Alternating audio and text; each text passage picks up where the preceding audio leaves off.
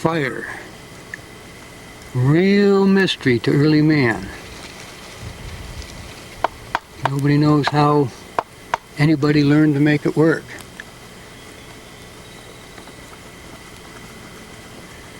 We started with lightning, volcanic action, don't know what.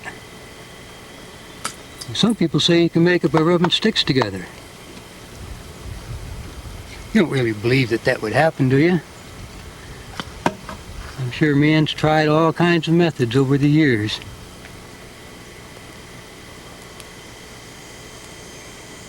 Well, we're going to show you here in the next few minutes how you actually can take two sticks, and by knowing what you're doing, rub them together and be able to make your fire.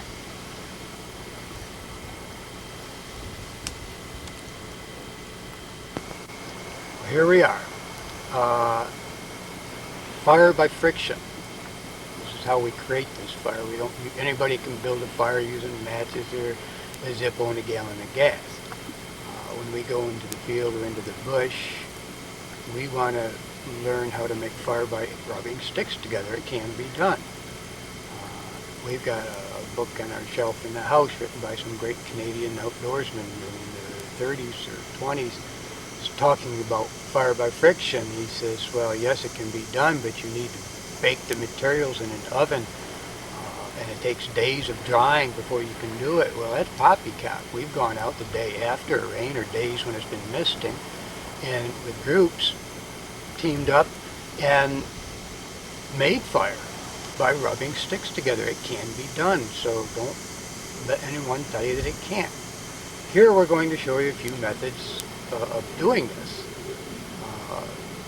And when we're rubbing sticks, it's not rubbing this way or this way. It's a controlled rubbing of the sticks. There is a method which we'll hope to get into a little bit later.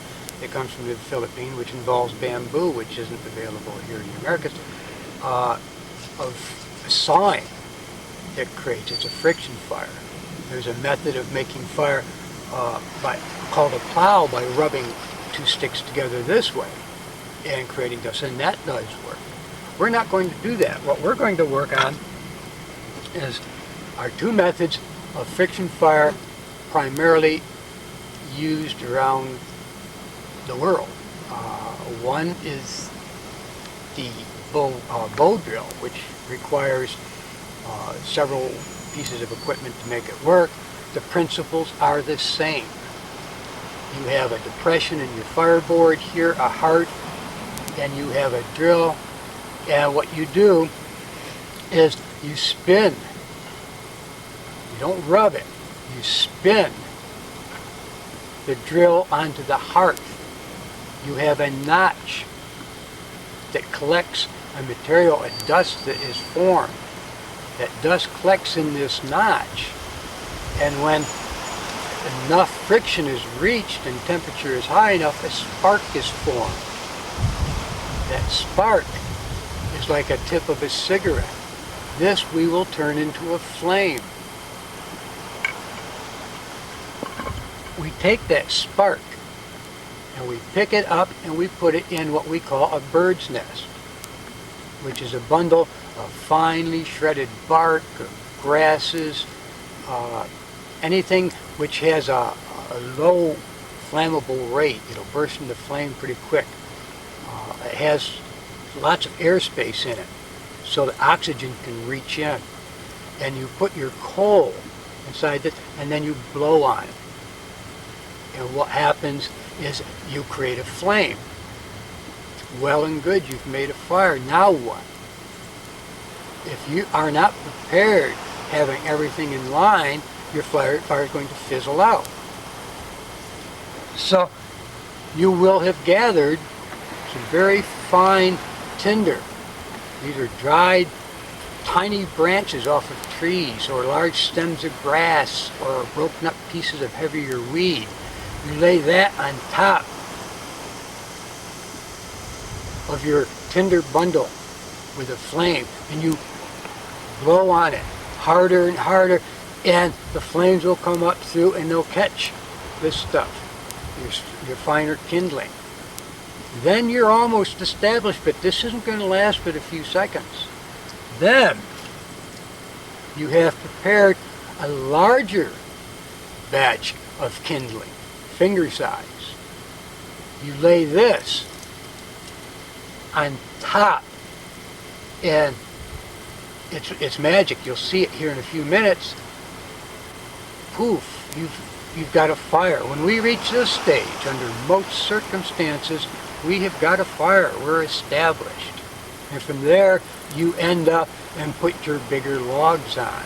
Or you use this to heat your coffee water or whatever it is you're after. But those are the stages of building a fire.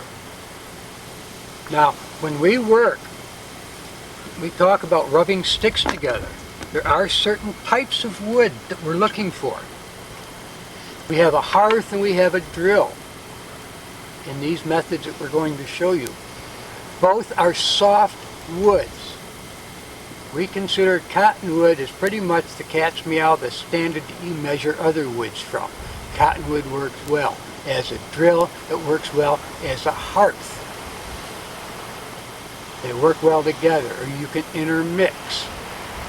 This particular drill is not cottonwood, but it is yucca, the flower stem off of yucca. It works well. Here's a piece of mullein, which we'll utilize in hand drill. Works well. Sunflower stalks work well. Any soft, pithy type wood is generally soft. Soft enough to make a fire with. So we'll explain some of the materials, but mostly we want to explain to you the characteristics of what you're looking for when you build a fire. So we'll go pretty quick and we'll build a fire from start to finish. We'll show you the steps involved and explain a bit more about the types of woods used. What we're going to do first off is show you how to make a bow drill fire. We feel the bow drill really in ways is easier to make than the other method we'll show you later, the hand drill. But also in a primitive situation it's much harder because there's more components that you have to gather up. You need your hearth and drill, which we illustrated earlier and we'll show you in a moment we'll make. But one thing you need is a bow, which generally is pretty easy to find. Just any stick. It can be a broomstick type, or it can be a real limber stick, whatever. But something that creates a bow that you'll run the drill through. And then you need cordage. Well, here we're using nylon cord. But in a primitive situation, you've got to make cordage. And though you can make it generally tough enough to make a fire, there's 2 steps in making this fire with a bow drill. And so generally, the string doesn't make it through both steps, and so it's wise to make 2 pieces of cordage. So now you've got to find cordage material, and then you've got to take the extra time to make it. Well, time is usually not a problem with us. I don't like timed events. I like to have a result, a fire. This is all I'm interested in. So you've got to have a bow and a piece of string. Also, you need something which we call a bearing block.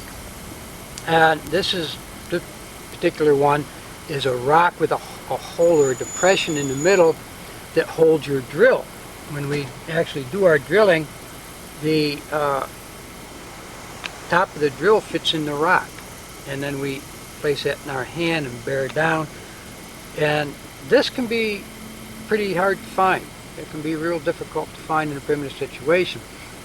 A lot of places you don't find rocks soft enough to peck a hole in like this was, or it's too granular or gritty, so it creates friction, and you're trying to reduce friction at this end. A seashell will work, but you generally don't find seashells or mussel shells or oyster shells. Sometimes you do along these creeks and sometimes you don't. Parts of bones will work.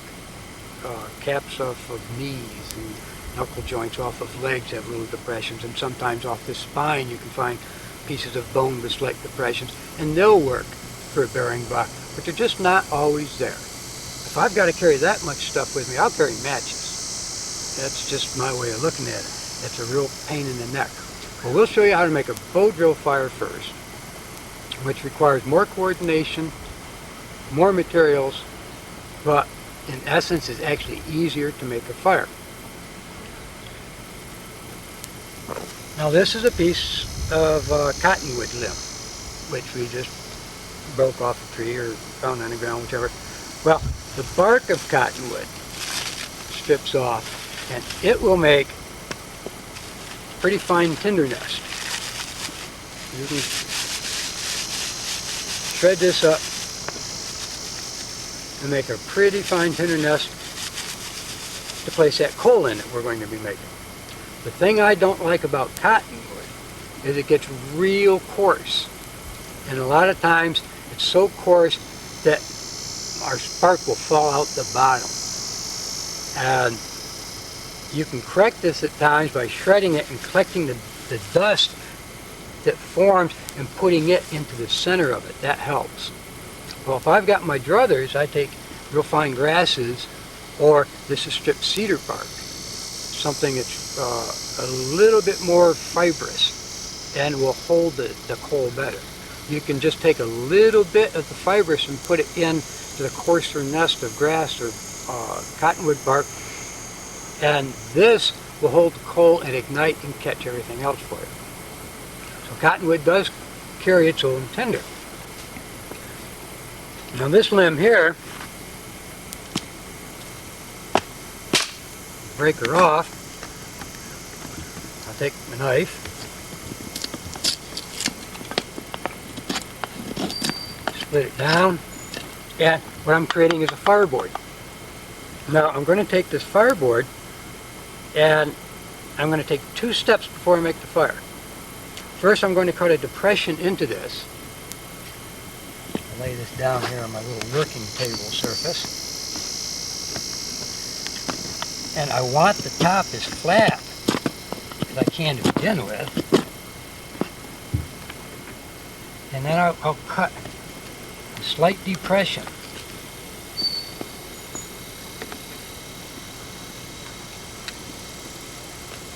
Into my board. It doesn't need to be anything really fancy.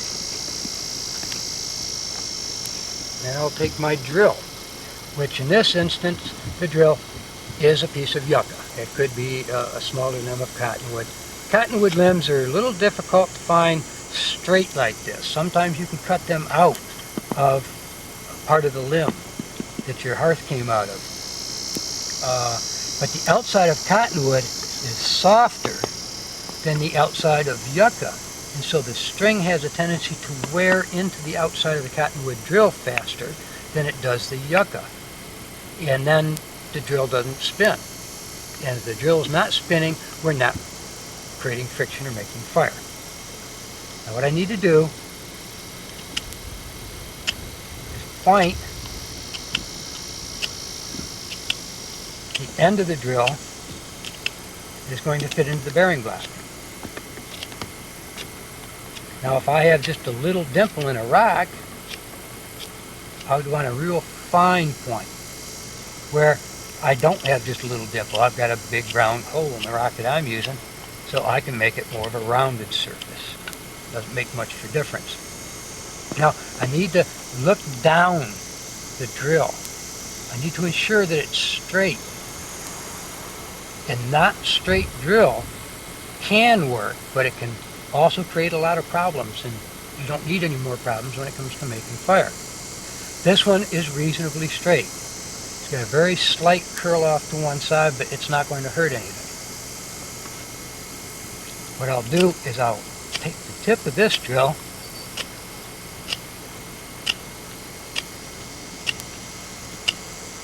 and go all the way around it and point it, and then I'm going to take and reduce that point to more of a little nubbin. And it needs to be solid. You can't do this with some pithy woods. And sometimes the interior of yucca gives you some trouble doing it. But if you can create that little point, that nubbin, and then that will fit into the depression that we've made. And it will actually drill a hole right through the board. So let me take all my materials, put them together, and when I put the drill into the string, notice that about this stage it starts to tighten up. Well, I don't want it overly tight. Some people really like it overly tight. I don't. I like mine so it just got some tension to the string, and then where my thumb and fingers of my right hand grip the drill, if you can see, I can squeeze my thumb and fingers together and take up tension. And so if I start getting some slippage of my string, I can compensate for it just simply by squeezing my thumb down. So, step number 1 on drilling, I need to drill a depression in the hole, in the board, to hold the drill.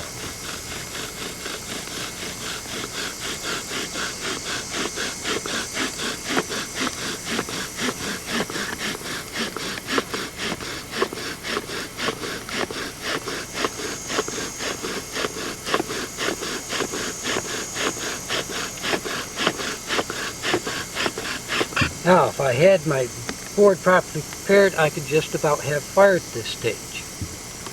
Note that my dust is accumulated around the top. What I want is that dust to accumulate in one spot. And when that happens, the dust will compact and form just a little ball, a place for a spark to form. So what I need to do is cut a notch.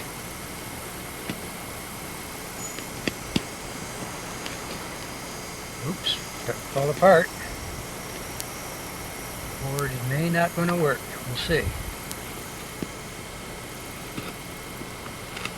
If everything goes right in the fire making deal, you don't learn anything. The more problems you have, the more you can learn. Might be able to compensate for that.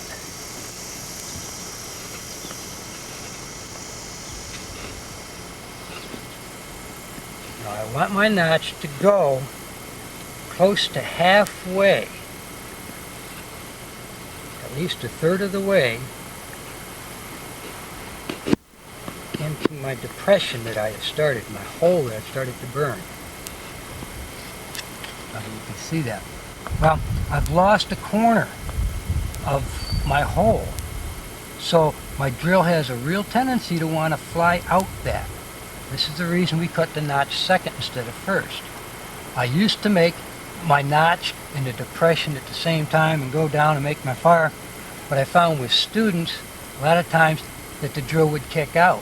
And our friend Jim Riggs out in Oregon, he always starts it the way we're illustrating here, and we picked up on that right away. It just makes things easier.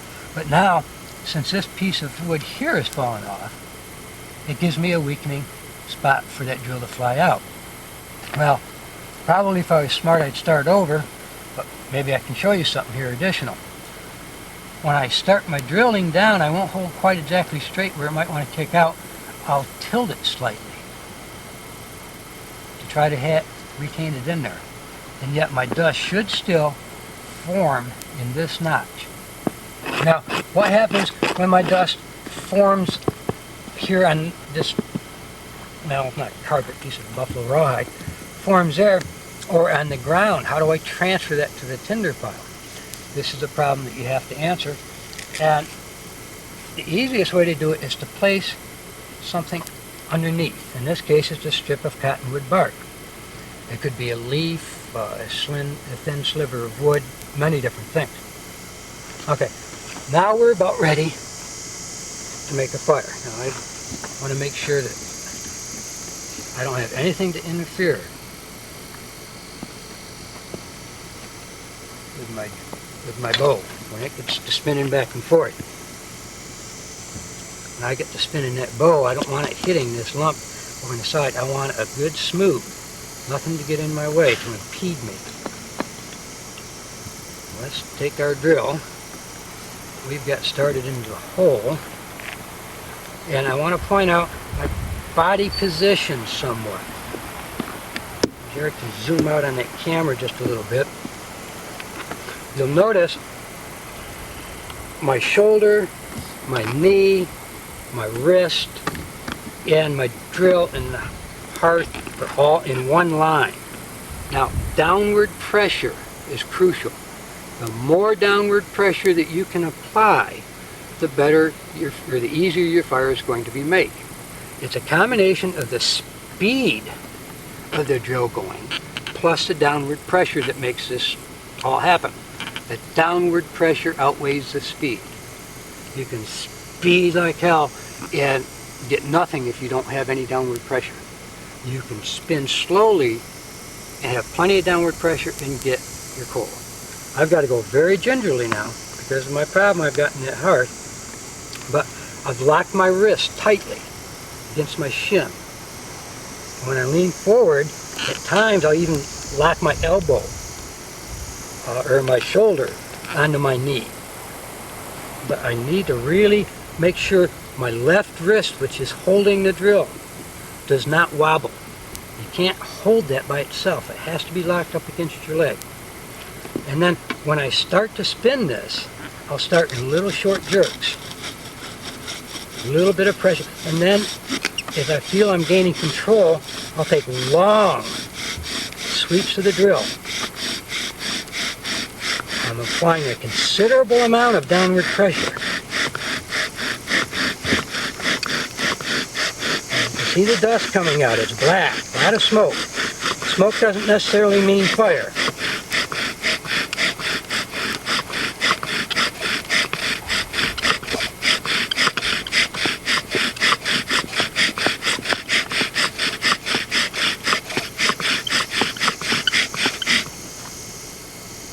Okay, now here's where a lot of people lose it.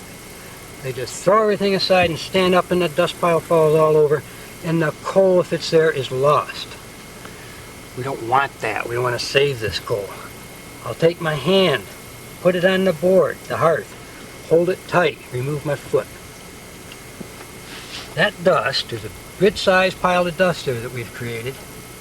We're going to let that last for, if we timed it, we could get probably 4 minutes out of this. Take a knife, fine pointed stick, separate it, push it down through your notch into the tinder holder or the coal holder, and then move your fireboard out of the way. There's a good coal. And it's ours. If the wind doesn't come up, the rain doesn't come down, the snow fall off the tree or whatever, we've got a coal. We don't have a fire yet. I do. You don't. Now what I'm going to do is transfer that to my tinder bundle, blow it to flames, and I'll build a fire here right for you to show you the sequence. Okay, let me pick the coal up.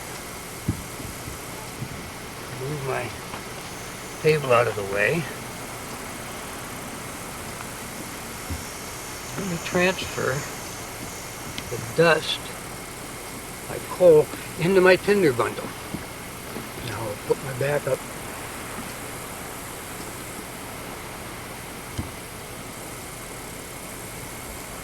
How well you can show this, but the wind itself is doing some blowing.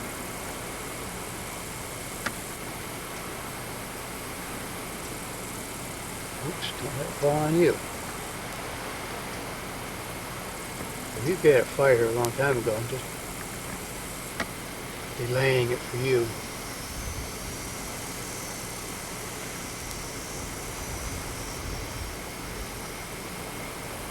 We got a fire. Now what are we going to do with it? Like I said before, we've got our sticks prepared. They're ready. So I'll lay the sticks on top. Not really compressed together, but lightly. Let those catch.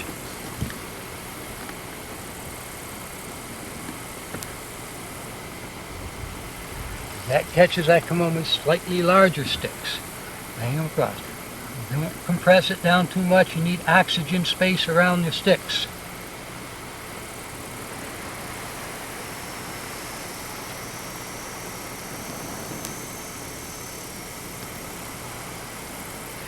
we have just about an established fire. Go to our next size. Notice I'm laying them in there. This is more or less teepee fashion. The idea is to have plenty of oxygen space.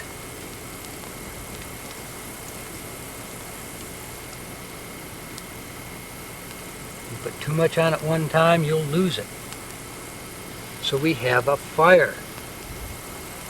Really nothing to it if you know what you're doing, simple rules, and you're prepared.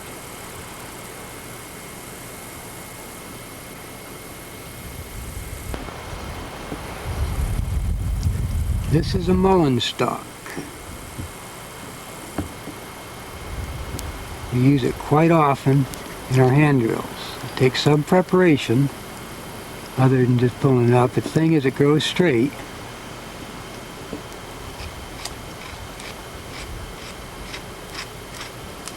It's a natural weed. It grows from coast to coast. We haven't been hardly any place. Now notice the method that Geri's using to cut this.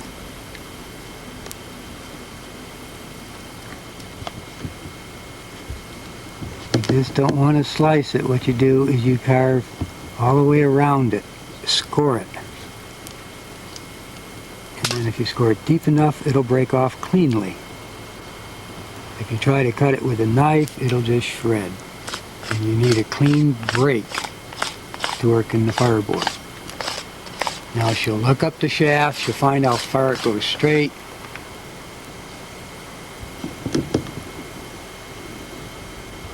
She'll reach up about 18 or 24 inches, and then she has to make that cut again.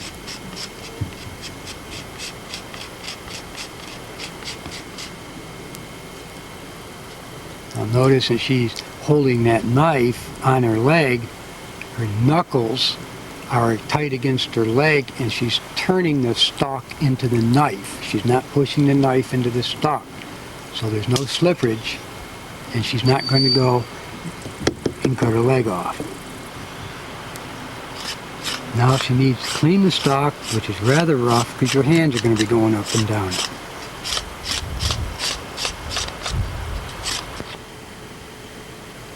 Well, here you'll note the depression is not as pointed as the other one for the hand drill. Note that the mullein stalk is hollow, it's pithy. So she had to make the hole round the depression so that the stalk will fit in it. And she'll be able to start her hole without it slipping out. Now Geri has started the hole, started the depression, and cut the notch in to fit the drill. And now she's going to go ahead and place it up and begin to make a hand drill fire. Show you the steps that are involved. Now we get a position where we kneel on the board. But you notice how she's starting off gently, running her hand down the drill. She wants to constantly keep pressure down. If that drill ever kicks out, it cools stuff off. And so she's going down, she's warming it up. Pretty quick she's going to get hot, and she's going to really go. You've really got to squeeze your hands together. You got to really apply pressure down. You're using muscles you're not familiar you have.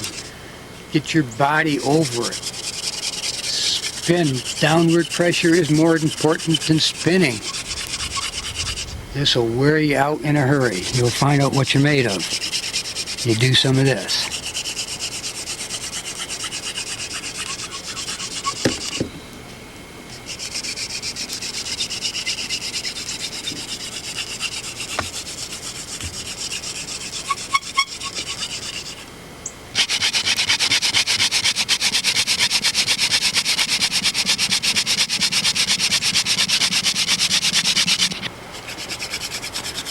Got plenty enough coal there now.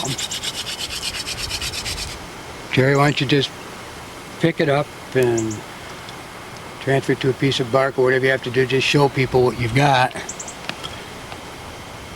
You've got your coal.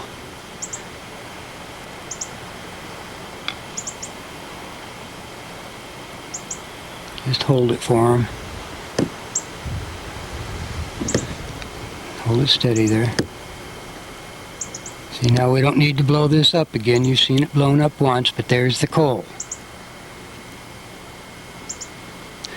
Hand drill you'll find much easier in a primitive or a field situation because you have only to get the drill and the hearth. Now we'll show you one other way of using a hand drill which is even simpler. Now, as we said just a moment ago, there is an easier way to work with a hand drill. We had a very good friend of ours down in Oklahoma send us a little note one time, and a description of a theory that he'd come up with, or a method that he'd come up with, that he said he'd never seen or read about any place before, which was simply tying a string to the top of the hand drill. In this case we used a clove hitch to tie it and hold it in place, and with thumb loops at the end of the strings where you could place your thumb in it. And what that does, it allows you to apply an extreme amount of downward pressure. Two things actually apply. One is every time you reach the bottom of the drill doing a normal hand drill, I'll illustrate here, like we did yesterday, every time we reach at the bottom point, see, the drill stops spinning momentarily while you change hands and go back to the top. See, and then as you go down, it stops, you go up. Well, this is eliminated. The string tied to the top is a big, big help. Another one, in cordage, you've seen in another part of our video, we're making a piece of cordage long enough to do that. It only takes a few minutes. But you've learned how to make buckskin. So if you make yourself a strip, 18, 20 inches long, slit some loopholes for your thumbs, a little wider towards the center, you have a device that you can just carry with you all the time. You can loop it onto your belt or stick it in your pocket, and you have got a device that you can utilize for the hand drill. Now what we do is we take this, place approximately the center of the buckskin piece over the drill, put our thumbs through the loops. Now we're allowed to keep extreme downward pressure as we work.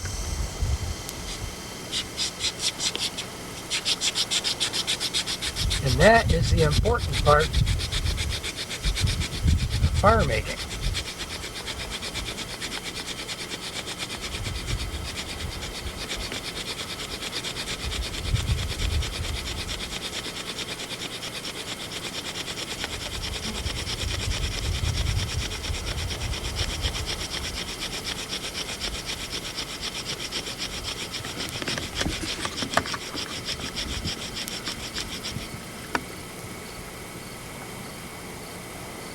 A little bit less effort, and we end up with a coal.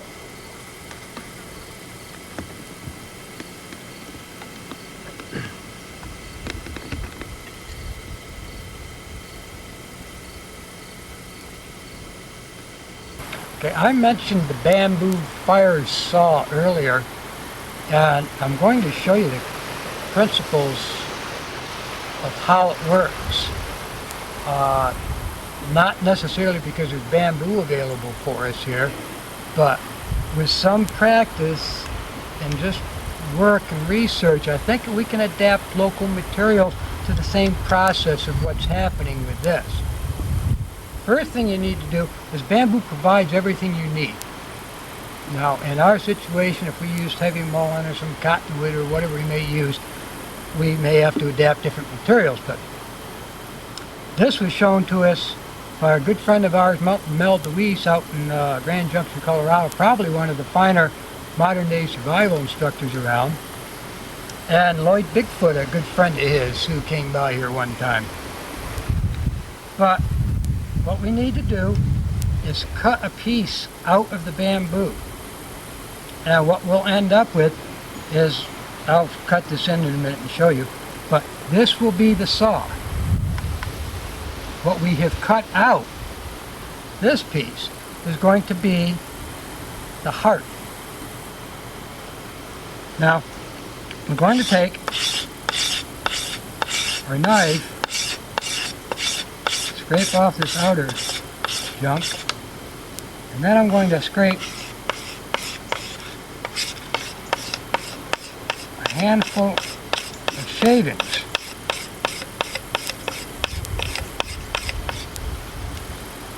Place them in that little depression for a moment. This is going to be our tinder, our bird's nest.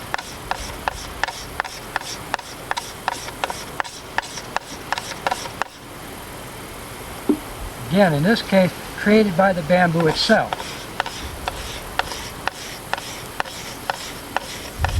Now, if we're going to experiment with other materials, you'll use what tinder material you can come up with.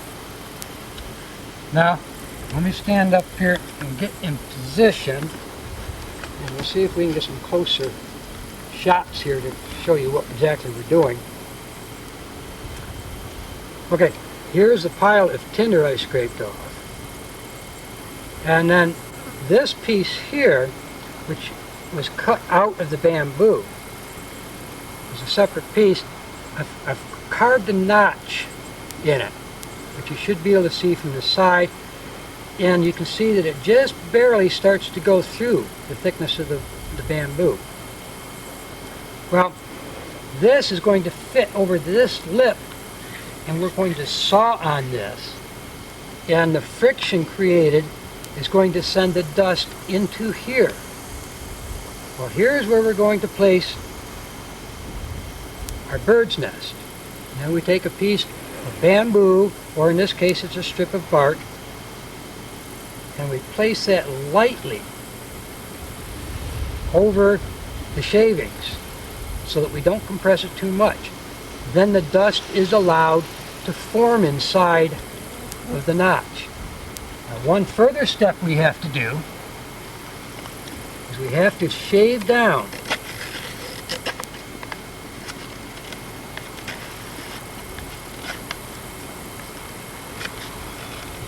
the edge of the saw, so that it's rounded shape, it won't saw in exactly the way we want it.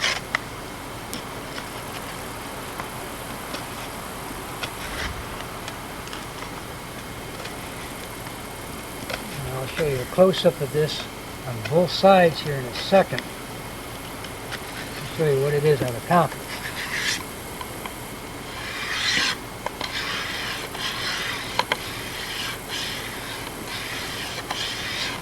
Now, generally, on a thinner wall bamboo like this, we can only get one fire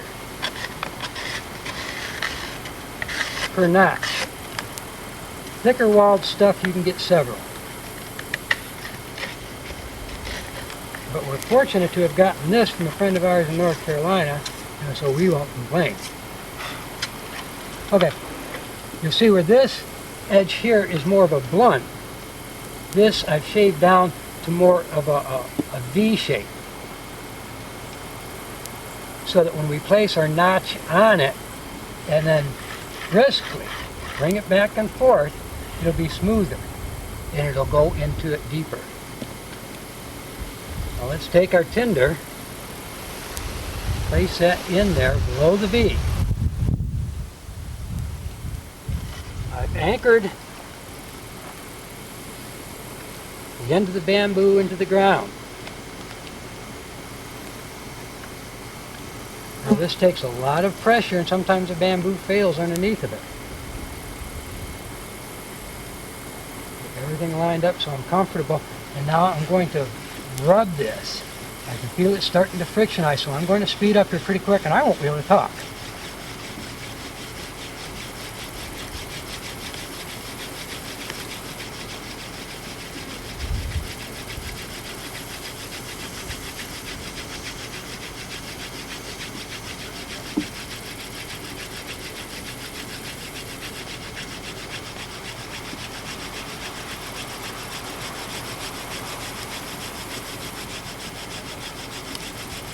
Now I need oxygen.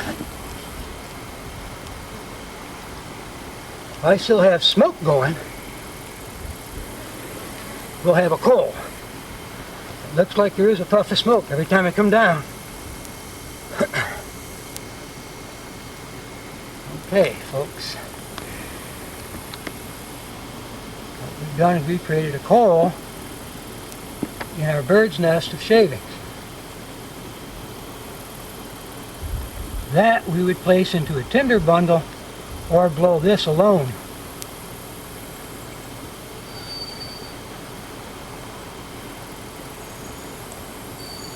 Into flame. Now the reason we really showed you this is because I believe that there's materials locally that can be used and combined to make this concept work. It doesn't need to be bamboo. I haven't taken the time to experiment with it. Possibly some of you will. Fire by friction. That was the secret.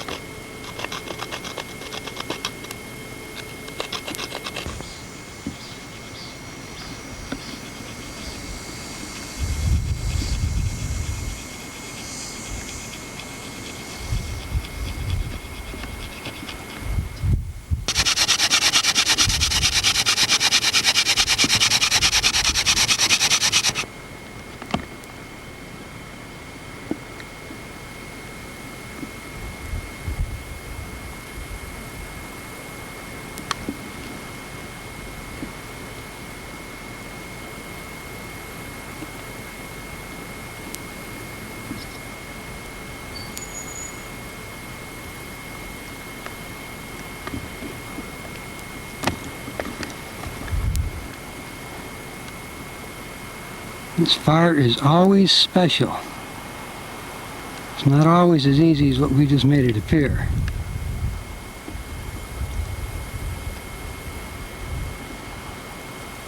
It's a pretty elusive force.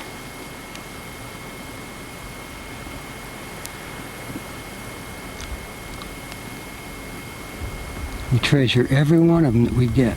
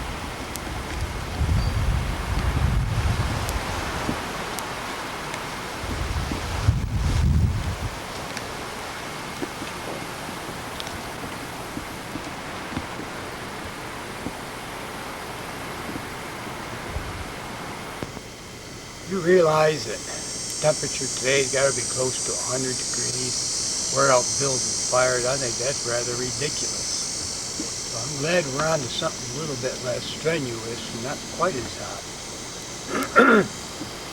What we're going to do is we're going to talk about fibers and cordage, the art of making string, stringing rope. What we got, and we want to show you, is how you can go out and take this stuff, a weed to most people, and with a little bit of exertion on your part, turn it into this. You go into the wilderness, even in modern day, a piece of string is pretty invaluable. You think about it for a little bit. Go out with all your high-tech equipment, you've got something that's holding everything together. You've got string that's tying down tensors, string that's lashing your backpacks together, whether it's Velcro straps or whatever it may be. You got a belt that's holding your pants up. Well, we feel here that there's 4 primary important skills that one really has to be aware of to be really competent in the wilderness. And cordage is one of those. And cordage is really the simplest to learn. So we're going to spend some time here and we're going to show you what fibers are, where they are, how you can find them, how to prepare them, and what you can make them into. Whether you need something for sewing or a rope to hang an animal from, a deer, make a trap. There's just a million uses for a piece of string or a piece of rope, and we really hope to show you some of those to get you on the road to cordage making. Bowstrings, silk,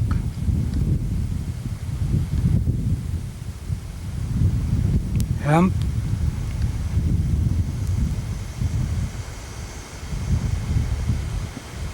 and sinew. A bag may be made from fibers.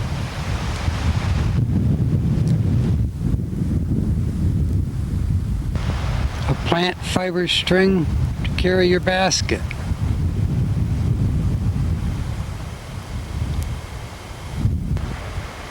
Fibers can be used to net your own bag.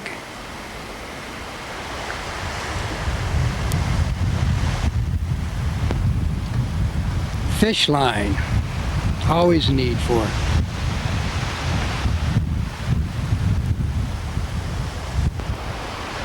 There's just always a need for a raft of rope.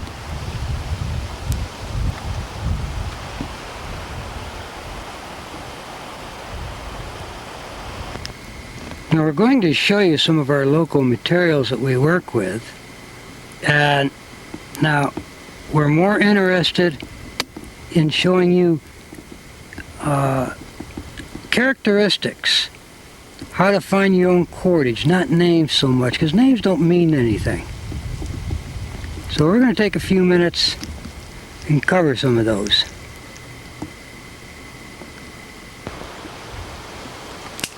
What we like to do to test out fibers or plants to see if they have fibers is just exactly what you're saying.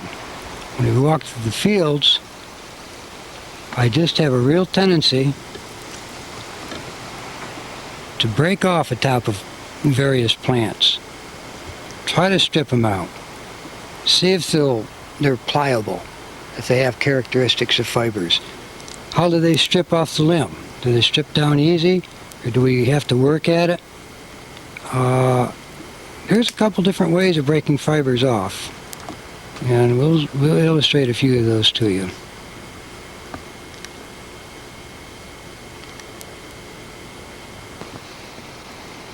Okay, this particular plant is stinging nettle. Anyone who walks in the woods is usually familiar with a sting nettle. When it's green, it has little fibers, stingers, and you touch it and brush against it, and it burns. You know that you've touched it. Now with sting nettles, what you do, the best way to strip fibers off is from the top of the plant down towards the bottom. And you can see, like Geri's doing, she holds her thumb of her right hand tight against the plant, and with her left hand she's pulling the fiber down. Now whenever you come to a node on the stem, a node is where a leaf has grown, you carefully pull the fiber off of it.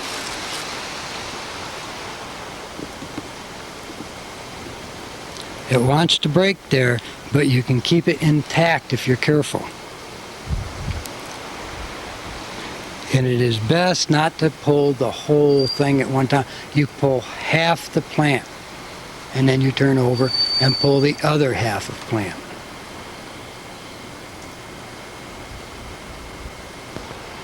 Okay, sting nettles that we just did, as I said, we stripped the fibers from the small end to the big end. Now, this particular plant is velvet leaf or buttonweed. You find it wherever you go. We find it strips better from the big end down to the little end, if it's not rotten and doesn't fall apart.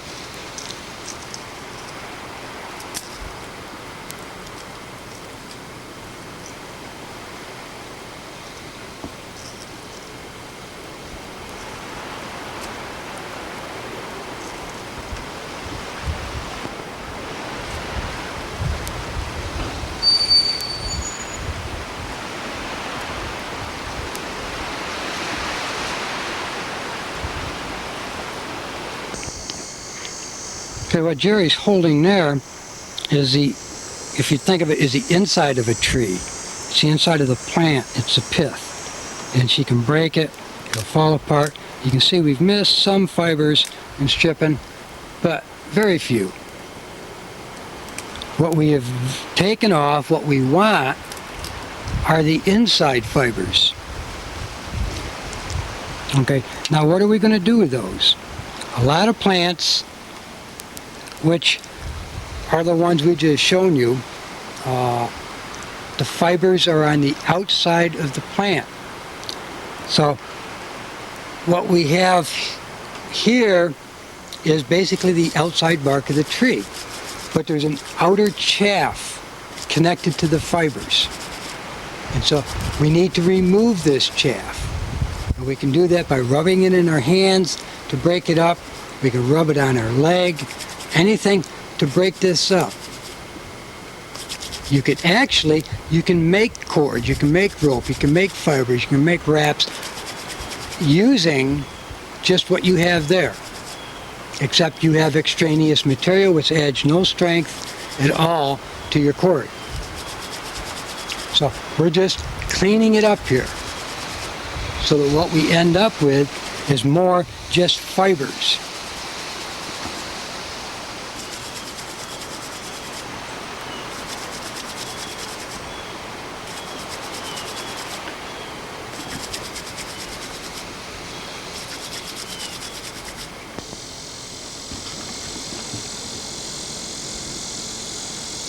This is the same plant we were just stripping, and it's green, velvet leaf. Now, Geri will show where we pull it out of the ground, and she'll cut off the bottom portion. Get that out of the way, the root. Split, that's a very, very tough plant, and it's tough to split. But what you want to do is begin separating the fibers off of 1/3 or 1/2 of the plant, whatever you can, and you can strip it up. You can use this green fiber as a lashing just like it is. We put a wiki up just a week ago at a demonstration and tied the whole thing in place with nothing but what you see her stripping off. It wasn't corded, it wasn't refined any further than what you see there. It's a pretty simple task to go out and pull a weed up once you understand what you're looking for.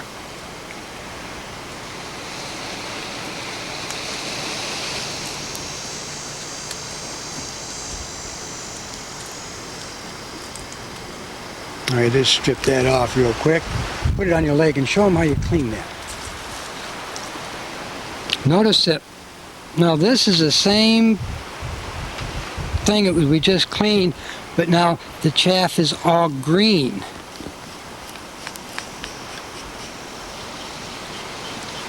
So what she's going to do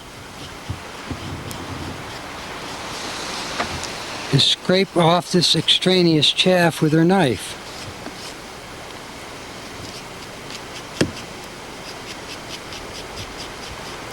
It just gets us closer to the fibers that we're after.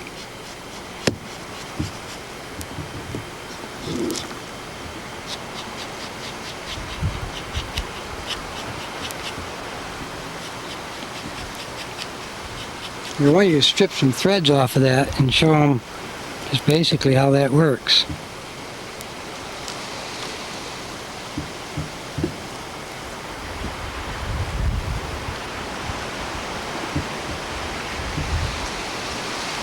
There's cordage material in the green. It may change some as it dries, but it will still be cordage.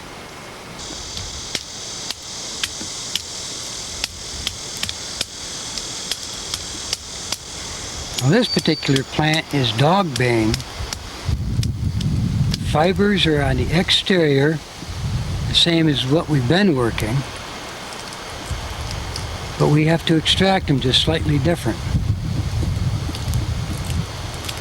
The fibers we've been working with, pretty well just grab one end and strip towards the other, being careful around nodes, and you get the majority of the fibers. But with dog bane, which gives us really, really fine silky fibers, what we have to do is break off short segments of the stalk. Here approximately an inch or inch and a half long, and then you rock them back and forth. Pull one way, pull the other way, pull it back the other, and it falls off. If you just try to strip the fiber down, you'll end up, the fibers will strip out and stay stuck to the stalk. It just doesn't separate the same way as the nettles and the velvet leaf that we've been working.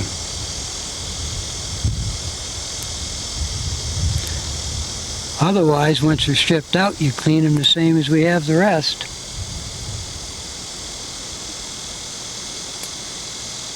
Now we've been showing more weeds than anything else. Barks of certain trees will work really well.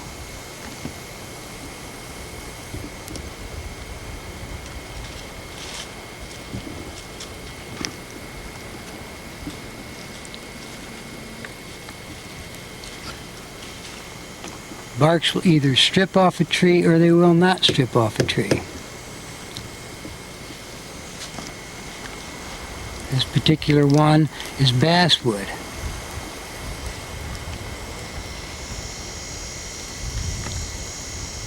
And it does strip really well and makes real fine cordage.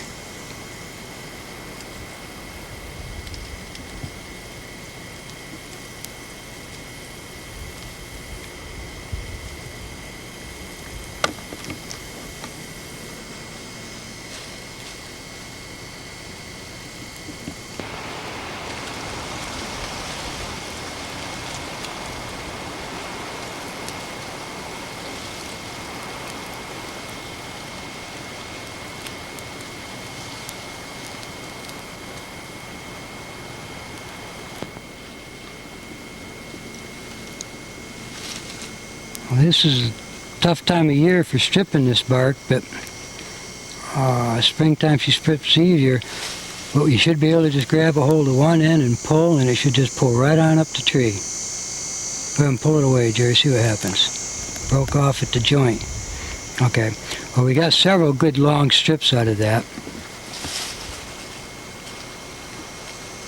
Now here Jerry's going to be stripping the outer bark from the inner. Now the outer will still make good lashing. The inner is just a finer cording material. One thing about barks to remember is some barks you can use and they'll stay pliable after they've been stripped out. Some barks as they dry will become brittle. And so if you were to use them for something that was to be flexible, it would break. Basswood works well. It keeps its pliability. Okay, the outside bark, or the outer bark of the basswood that Jerry's got there, doesn't necessarily have to be discarded. You can still get some fibers out of it if you work, but it can be used as lashings as it is. Notice how pliable it is. You can lash stuff with it. You can make baskets with it. You don't necessarily have to get rid of it. There's always a use for it. It's just the inner, the closer to the inside of the tree, you get better fibers for actual cordage. Now stripping those fibers out, now that piece there is what Jerry's been working. All you need to do is split it with your thumbnail and then strip it out into threads.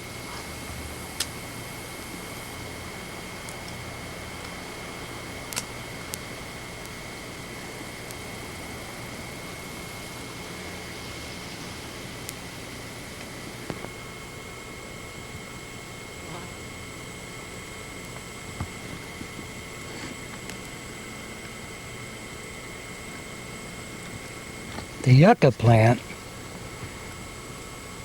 is pretty useful. You take the leaves of that, but with yucca leaves the fibers are on the inside rather than the outside. So you scrape off the outside of it, or what you can do is you can pound it to loosen the outside fibers, breaking them up, and then soak the leaves anywhere from 2 to 4 to 6 weeks in water. It will become stagnant and smell like a sewer, but it will sure give you some clean fibers. These fibers are yucca and they have been retted. Makes some fantastic and good and tough cordage. Up to now we've been working with plant fibers. Animals provide a lot of material for cordage. This is wool from sheep. This also is wool from buffalo. Hair from horses' manes will work. You can use wool off most of your fur-bearing animals. The outside of the deer, the skin, is rawhide, makes an excellent cording material. What we do is we cut it into a spiral, a 1/4 of an inch or so wide, and to make longer lengths. And for best results, it really needs to be soaked.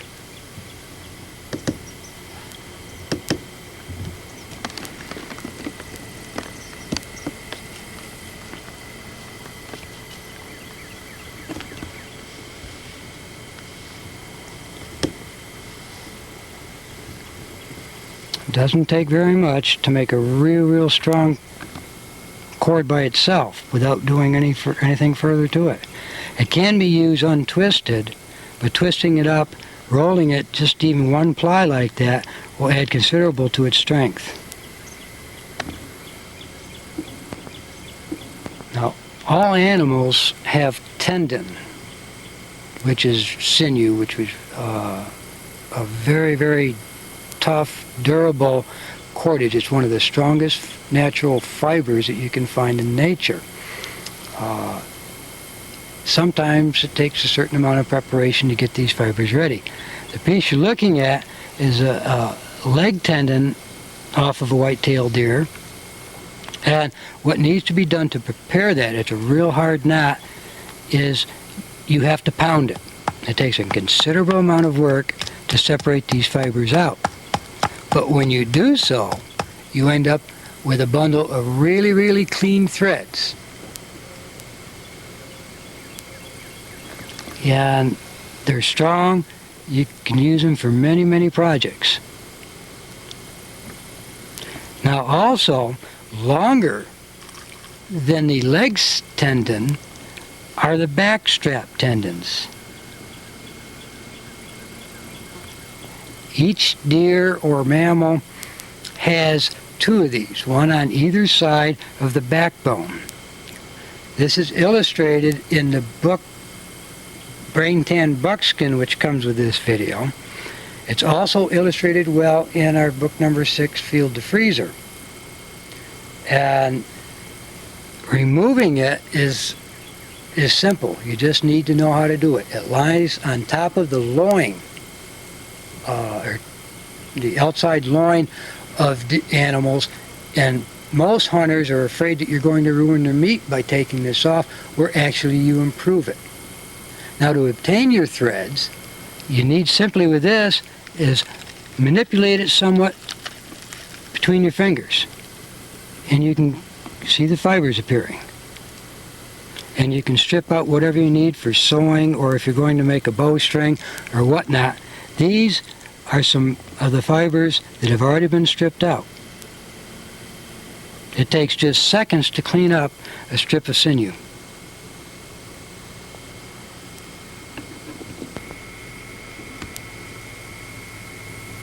Okay, now we've prepared a lot of fibers, both plant and animal, and they can be used individually as threads or just wrapped around as lashings. But what we're going to show you next is how to actually make string and rope from these fibers that you've just been able to go out and pick in your backyard. The process of cording.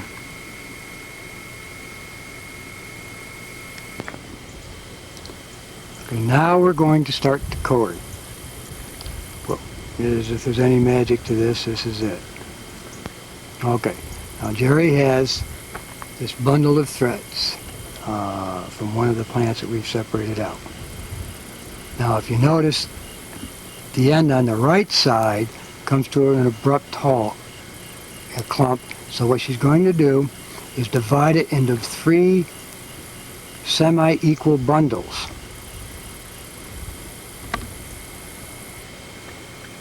And the purpose for doing that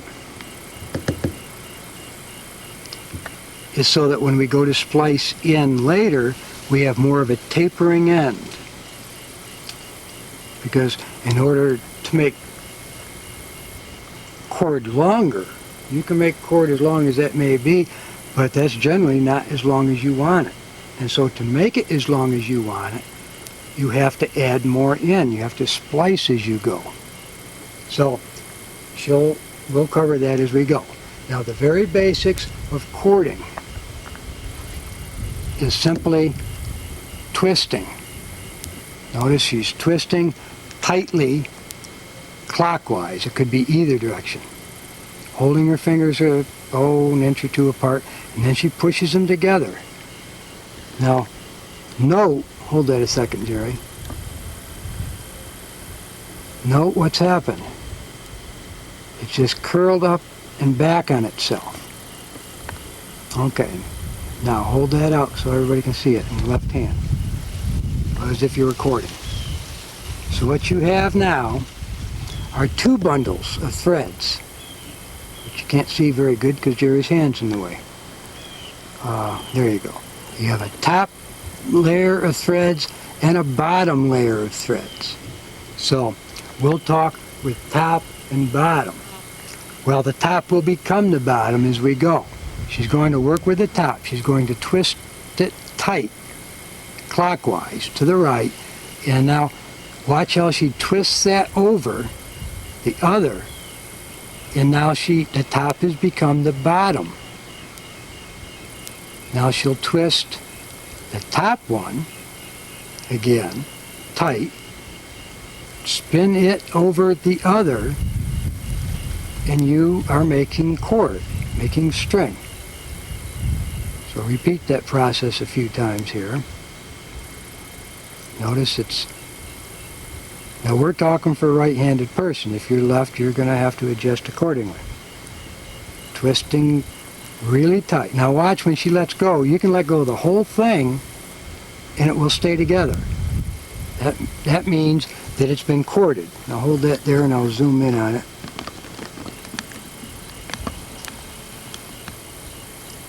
If that wasn't done properly, it would come apart. But it's been done right, so it stays together. And now she'll continue on.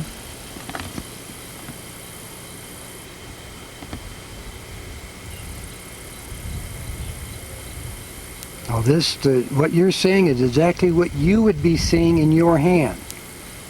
Now the left hand, the thumb and fingers, move forward. Every time she takes that little twist, she's created one more little kink in that string. And so she moves that pinch forward. She twists the top one. Always she twists the top. You could do this completely different. You could twist the bottom and turn it the opposite direction. It could still work. What you have to do is twist your individual bundles in one direction and twist that in the opposite direction over the other bundle to create one. And it's the stress of the strings pulling in opposite directions which holds it together. This is what makes the ropes that you buy at the store. Now she'll continue going along until she hits a point where the threads begin to thin out on either of the bundles. And then if she reaches that point, she'll add more fibers in.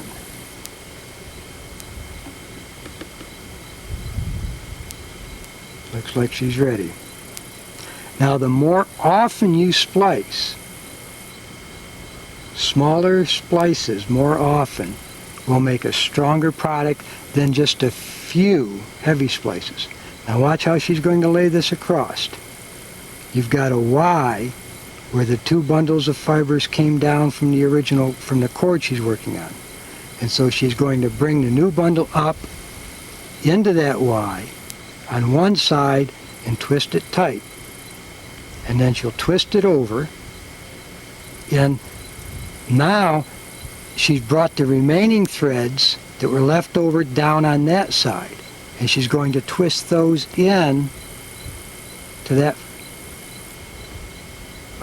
cord. So the splice is completed right there. That's all there is to splicing. You just continue on in this manner until you've made several hundred feet of string. And then you can 3-ply that back on itself and have one heck of a rope. Not many people have made over 10 or 15 or 20 feet of cord by hand.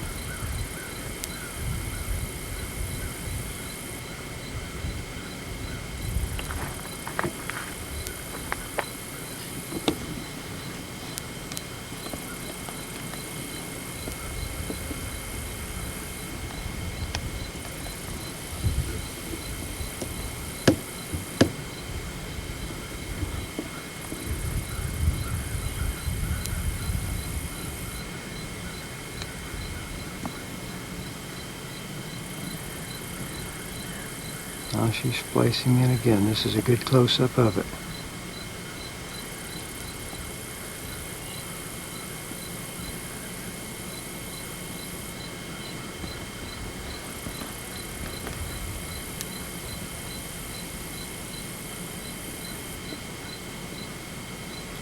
Now this can be a tedious way of cording. You do several hundred feet of this stuff and you're going to have strong fingers. We have bags in the house that came from New Guinea and South America where they must have close to a mile of cord in one bag. They don't do it all this way. Now we showed sinew here just shortly ago. It works the same cording as other fibers do, but there are a few tricks, especially if you're making a bowstring. So what I want to do is show you some of what we do. Now this is backstrap sinew. You have two on each animal, one on either side of its backbone. To prepare these fibers, all you need to do is manipulate it between your hands.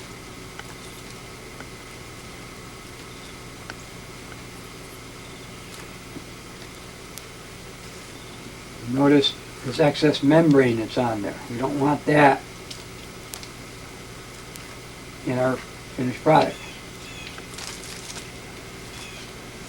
Now we're going to show you bowstring stuff here because our room, or on our tape for the bow, tape number 3 in the series, we completely ran out of time and we just barely mentioned strings in there, and we refer them all back to tape number 2 on cordage. So we'll show you the actual making of a bowstring.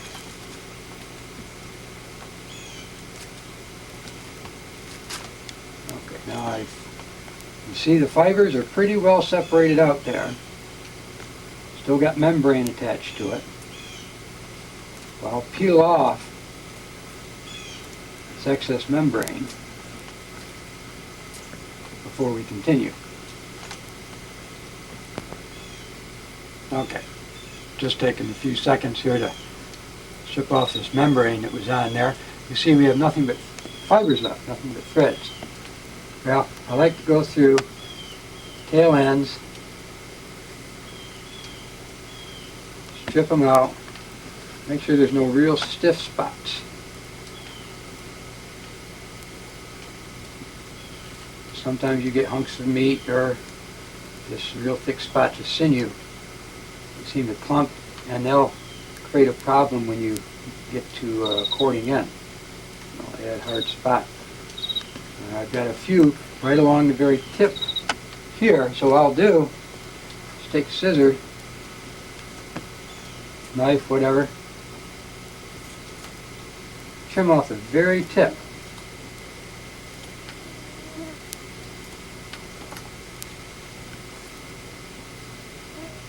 If it opens up,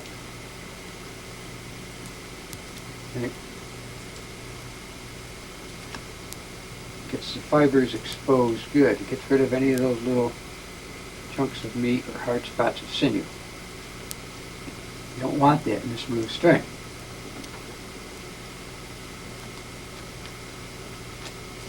Alright, that feels pretty good.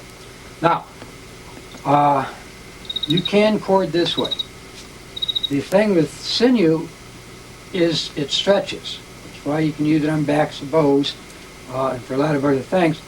But we want to wet this slightly. I work with it not real wet, but damp. And as I dampen this, what I do is I just run it real quick like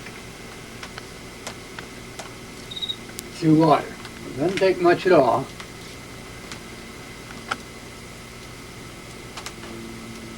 Let the threads absorb a little moisture. They'll become, maybe a little tacky, but there's a glue action in the sinew which causes this. Right now, these are damp fibers now. In fact, they're almost wet. And this is the shape I like to work in as they dry down, and then as they do dry, I'll re-dampen them. Now, the secret of bow making, well, for any good cordage, but especially for bow string making, is a lot of little splices. So you notice I'm grabbing the sinew basically in the middle. Okay, and I'm stripping threads out from the middle to the end because one end is thicker than the other. There's more threads here than there is at the other end. And so if I grab at small end and pull towards the top, I'll shred backwards. If I grab at the top and pull down, I'll diminish in size, but I like to grab towards the middle because that gives me the average thickness of the thread that I'll be working with. Grab the bundle and then separate my thread. It's a little short, we'll lay it aside, we may want it later.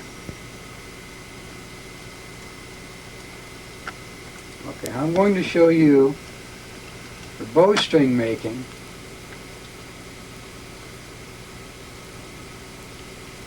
how to start with a loop at one end. As mentioned in the bow tape, I usually just tie, for most of my strings, I just tie a knot, bowline knot, at one end of the bowstring.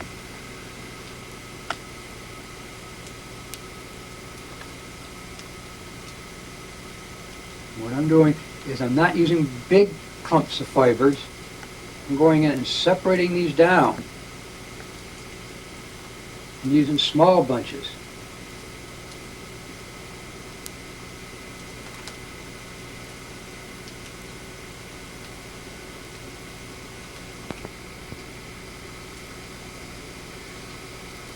Okay, let me remove the unseparated fibers, just the clean ones. Now here's where I've begun. So what I'm going to do, I'm going to make two of these. This is for our loop. Now you'll notice, hold this out, that where this ends, the cording ends, fibers go on down, they stagger. There's no abrupt ending. That's true on both ends. What we have here is going to be half of my loop. So this is for a small bowstring. Now what I'm going to do is where these come together like this, is I'm going to take these two ends and start cording in here. So what I've done is made a piece of cord here that is the loop for my bowstring. So for a little bit here, an inch or so, I'm going to have thicker fibers than I do here. So let me twist this up. And you'll notice when I get to working, I do a lot of leg rolling. We'll cover that here. I believe next on this tape we'll cover that.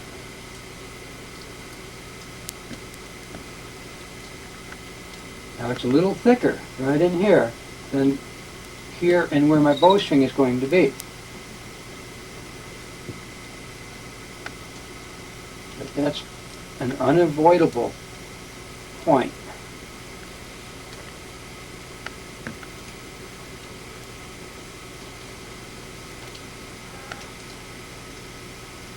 And as this tapers off, gets thinner, what is going to add my strength to this string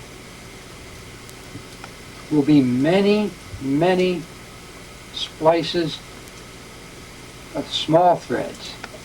Now I'm getting here in my right hand, the right hand side of your screen here, approximately the same thickness I have at my loop. Now this would be a lighter weight bowstring. It wouldn't be for one of my cannons. Okay, now I feel my upper bundle of threads is thinner than my lower. So at that point, I'm going to strip out a thread. I'm going to lay that in. I always splice the same, thick end and thin end. I let the thin end run down the string and I splice at my thick end. That's how I lay that across, just like Geri showed you splicing here a little bit ago. Now I roll that tight, bring that over. Okay, now here's my splice in piece, which I'll roll up tight. And now that particular thread is spliced already. So let me continue for just a short until I feel I need it again. Splicing in this way, you don't have too much hanging out like these little threads here. They're not disagreeable.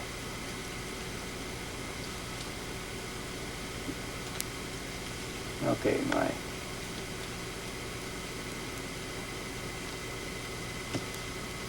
well, time for another splice on this one. Reach over here to my bundle of threads. Reach in, pull me.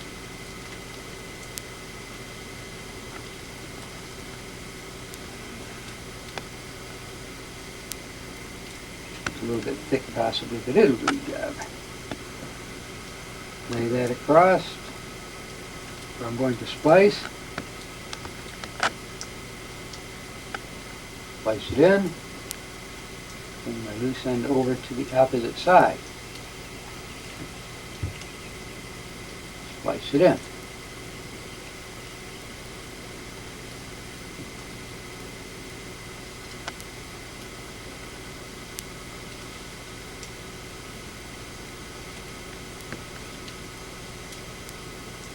Okay, it's almost time for another one.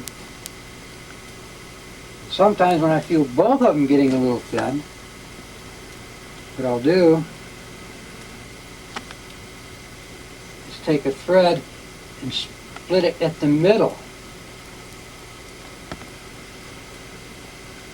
and add an equal amount to both of my upper and my lower.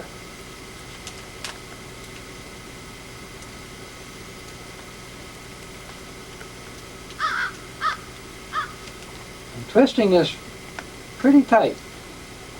The tighter you compress the fibers in cordage, the tighter you twist it, the stronger you're going to make this.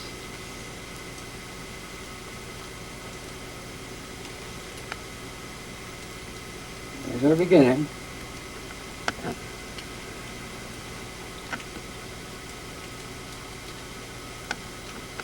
Just hanging down right so you can see it a little bit better. And we'll just continue on until we get whatever length that we're after for a bowstring.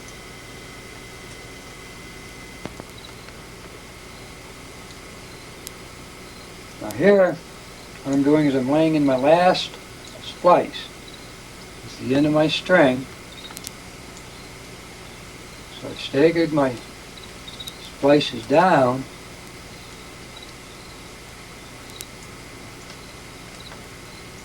So that the end of my string pretty much ends the same diameter as the rest of it. It doesn't always work that nice.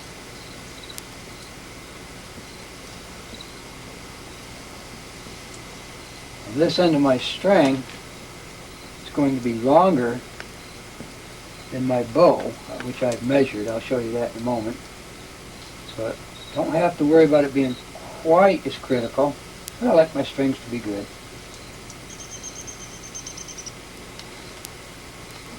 Let's end it off here. A typical question from many, many people. John, how do you end off your string? Well, I don't know if it's any string you ever bought at the store. If you cut it, it ends like this. All we do is tie a knot. And that holds it. Okay, now sinew needs to be, it's been made, roll it up here so you can see some of this. I've already pre-measured it to the bow, so it must be 52 or 3 inches long. And this string is one strip of backstrap sinew in its entirety, one entire strip. Okay, here's the loop we began with, and here's where we end. Now, sinew being used damp, we're going to dry it under tension. Either hang this off a peg and tie a weight of some sort towards the bottom to let it stretch out. That's the most common way we do it. Now you see all these little threads. Now they can be trimmed off with a knife or a scissor, whatever you wish. Now if this was plant fiber cord, you could take and get rid of those little fuzzies by running it over a flame of a candle or a fire. Really easy. If you do that with sinew, you're going to just melt your entire string. Okay, so say I've measured to the bow. This is the loop. Fits over one end of the bow. This is what we made it for. It's large enough. I have to be careful to put it in the nocks, make sure it's in, it's not off. But it's large enough so when I unstring my bow, that it will slide down as the limb gets wider. This is handy. Alright, let me go to the other end real quick. I've made my string 6 or 8 inches longer than the bow. Okay, it doesn't need to be quite that long. It's stretching. You can see I'm stretching it quite a bit. It'll stretch some as it dries. Okay, I only need it to be about this long, where my fingers are at, in order to have enough room to tie it to the knot as I string it, because the bow is not strung yet. When the bow is strung, actually my string only needs to be about this long. So, what I do at the opposite end of the bow, sometimes I just tie half hitches onto the knot, but another method of making a loop is called a bowline knot. I'm going to show you this real quick and then you can replay it if you need to catch on. It's really very, very simple once you understand the concept. You make a loop. The loop is not the loop that's going to remain. That loop that you're making here is simply your knot. When you bring the end back and go through the loop, this upper loop is the loop that's going to be left behind. This is the one that will fit over the end of your bow or whatever you're going to tie to. So when we get to working all of a sudden with 2 loops, it does get confusing. Remember, the one you're bringing back, this is the loop you're leaving behind. This is the one you want to size to fit whatever diameter that you need it to be. You can adjust that. Now you start all over. We kink this. You can kink it either direction. Doesn't make any difference. What doesn't make a difference is how we go through this loop, whichever way we kink it. Alright, now I'm going to bring the end back, and my base line comes over the top of my loop. So what I need to do is go through from the top. I'm sizing this to go around my bow. This loop will be sucked up into the knot. This loop will remain. Okay, I go through my hole. I come back around my baseline. And I go back through my hole. That's my knot. And then we snug it up by pulling in all available directions. And that's a bowline. It will not slip in any direction. Now I'm going to retie that for you. One thing about a bowline, and most good knots, is the fact that they're maybe some a little complicated to tie, but they're easy to take apart and they're strong. Okay, I'm going to kink. We're going to talk different about this time. We've got a rabbit. All right, well, let's kink it the opposite way.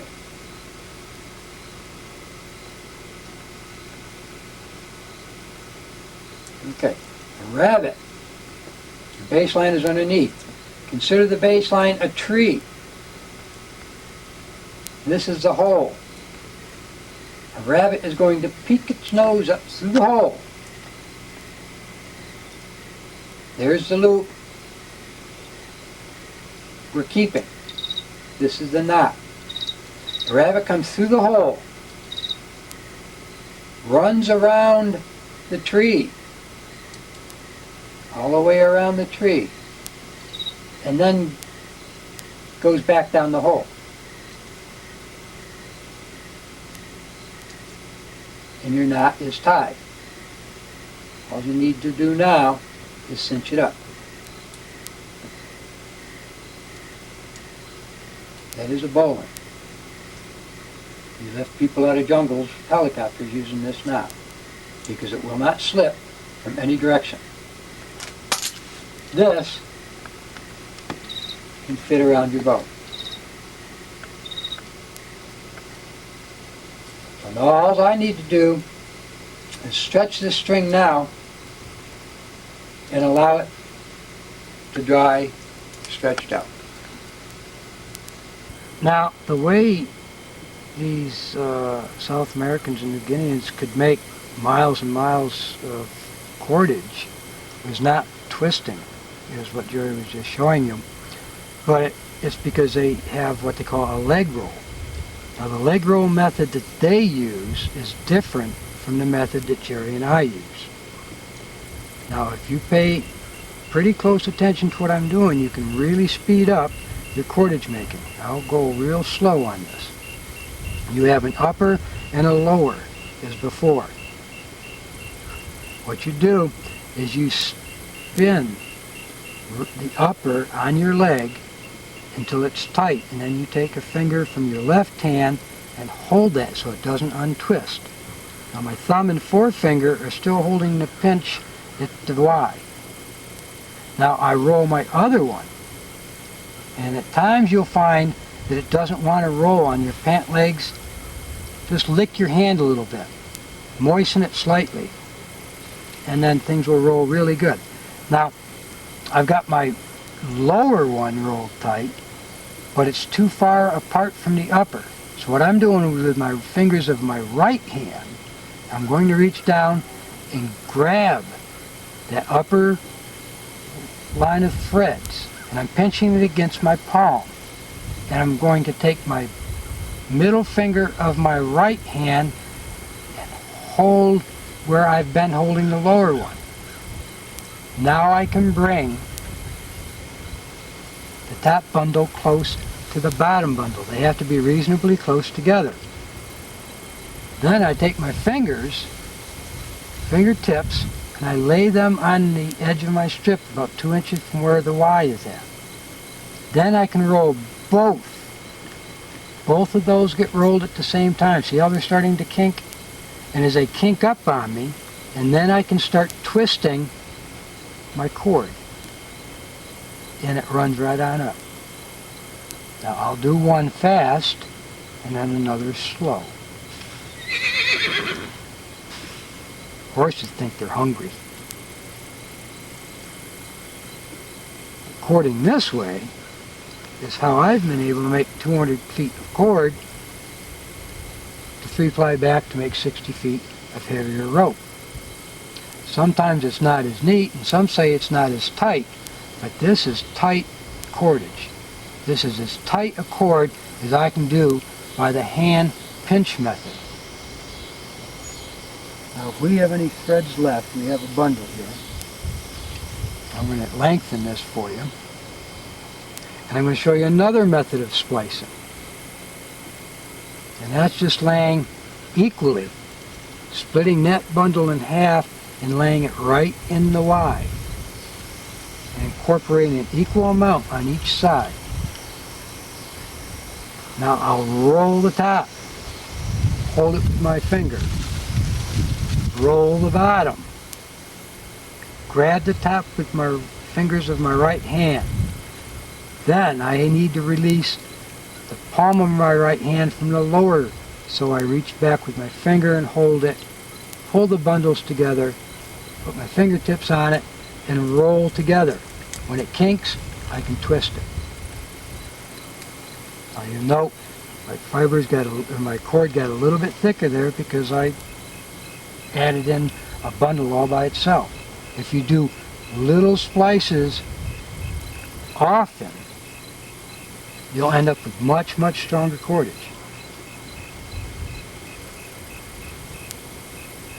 Okay, fastly, I'll see if I can talk about it. Upper bundle up, finger to hold it. Bottom bundle up, bring them together, and then push them. Now remember, this is the way we do it. It's the way we do things. It's not the only way. You'll, by practice, will find your way to do your things. You'll learn what works best for you. And that's what's important. And then you can experiment and begin teaching others.